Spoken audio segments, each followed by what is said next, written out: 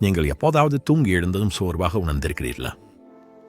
Alarm அடிக்கும் முன்பே உங்கள் மூளை தூக்கத்தை ஒத்திவைப்பது போல. உண்மை இதுதான். பெரும்பாலானோர் தங்கள் நாளை எதையாவது எதிர்கொண்டு தொடங்குகிறார்கள், உருவாக்குவதில்லை.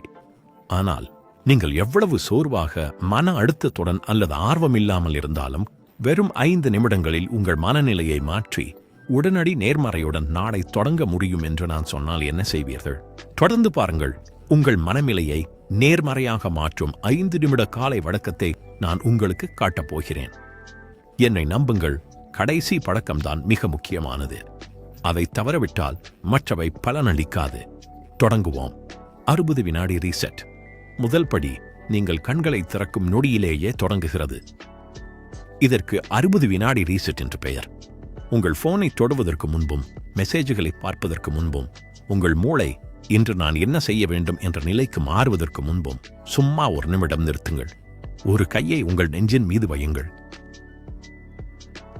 மூக்கின் வழியாக 4 வினாடிகள் ஆழமாக மூச்சை உள்ளே இடுங்கள். 4 வினாடிகள் அப்படியே வைத்திருங்கள். 4 வினாடிகள் மெதுவாக வெளியே விடுங்கள். கேட்க எளிமையாக இருக்கிறது இல்லையா? ஆனால் இதோ ஒரு தந்திரம். நீங்கள் சுவாசிக்கும் போது மெதுவாக உங்களுக்குள்ளே சொல்லுங்கள், இது ஒரு புதிய நாள், நான் மீண்டும் தொடங்குகிறேன். அந்த ஒரு வாக்கியம், நான் மீண்டும் தொடங்குகிறேன், உங்கள் மூளையை தானியங்கி நிலையிலிருந்து மாற்றுகிறது. இதை பற்றி எனக்கு பிடித்த ஒரு குட்டி கதை உள்ளது. ஆசிரியர் ஒருவர் மாணவர்களிடம், உங்கள் வாழ்க்கையில் மிக முக்கியமான தருணம் எது என்று கேட்டார். அதற்கு ஒரு சிறுவன், இப்போதுதான், ஏனென்றால் அடுத்து என்ன நடக்கும் என்பதை என்னால் மாற்ற முடியும் என்றான். இந்த ரீசெட் சரியாக அதைத்தான் செய்கிறது. அது உங்களை மீண்டும் நிகழ்காலத்திற்கு அழைத்து வருகிறது. இது நீங்கள் பின்தங்கவில்லை, புதிதாக தொடங்குகிறீர்கள் என்பதை உங்கள் மூளைக்கு உணர்த்துகிறது. நன்றியுணர்வு மின்னல். சரி, நீங்கள் சுவாசித்து விட்டீர்கள், உங்களை மாற்றியமைத்து விட்டீர்கள். இப்போது நாம் 2வது படிக்கு செல்வோம். நன்றியுணர்வு மின்னல். இதற்கு 1 நிமிடம் மட்டுமே ஆகும். நீங்கள் நன்றியுறந்திருக்க 3 விஷயங்களை மட்டும் சொல்லுங்கள். ஆனால் இதில் ஒரு சின்ன மாற்றம் உள்ளது. அவை மிகச் சிறியதாகவும் குறிப்பிட்ட விஷயங்களாகவும் இருக்க வேண்டும். என் குடும்பம் அல்லது வேலை அல்ல, என் திரைச்சீலைகளில் படும் சூரிய ஒளி, காப்பியின் மனம், நான் விழித்தெழுந்தது போன்ற சிறிய விஷயங்களை சொல்லுங்கள். ஏன் சிறியவை? ஏனெனில் தெளிவற்ற நன்றியுணர்வை உங்கள் மூளை நம்பாது. அது உணரக்கூடிய விஷயங்களை மட்டுமே நம்பும்.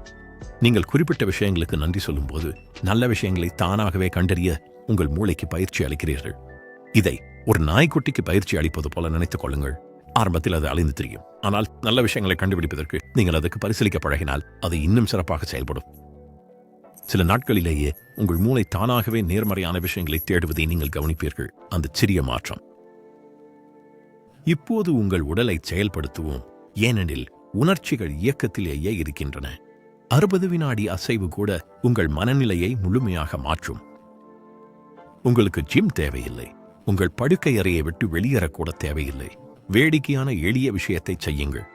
10 ஜம்பிங் ஜாக்ஸ், சில ஸ்ட்ரெச்சுகள் அல்லது யாரும் பார்க்காதது போல நடனம் ஆடுங்கள். ஆம், நிஜமாகத்தான் சொல்கிறேன். இது ஏன் முக்கியம் என்று பார்ப்போம்.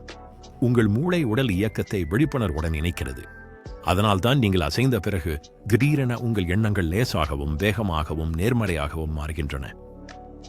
யோசித்து பாருங்கள். ஒரு சிறிய வெற்றி நடனம் ஆடும்போது கோபமாக இருக்க முயற்சித்தது உண்டா? உங்களால் முடியாது. உங்கள் உடல் உங்களை அனுமதிக்காது. இது அறிவியல், ஆனால் மந்திரம் போல இருக்கும். மனதின் கண்ணாடி. சரி, 4வது படி. இது மிகவும் சக்தி வாய்ந்தது. இதற்கு மனக்கண்ணாடி என்று பெயர். அமைதியான இடத்தில் அமர்ந்து அல்லது நின்று உங்களையே ஒரு எளிய கேள்வியை கேட்டுக்கொள்ளுங்கள். இன்று என் வாழ்க்கையை 1% மேம்படுத்த நான் என்ன செய்ய முடியும்? அவ்வளவுதான்.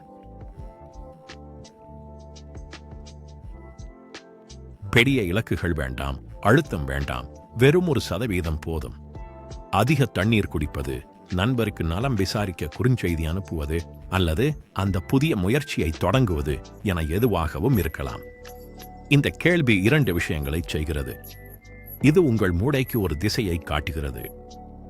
இது உங்கள் ஆழ்மனதிற்கு, ஏய், நான் கட்டுப்பாட்டில் இருக்கிறேன் என்று உணர்த்துகிறது.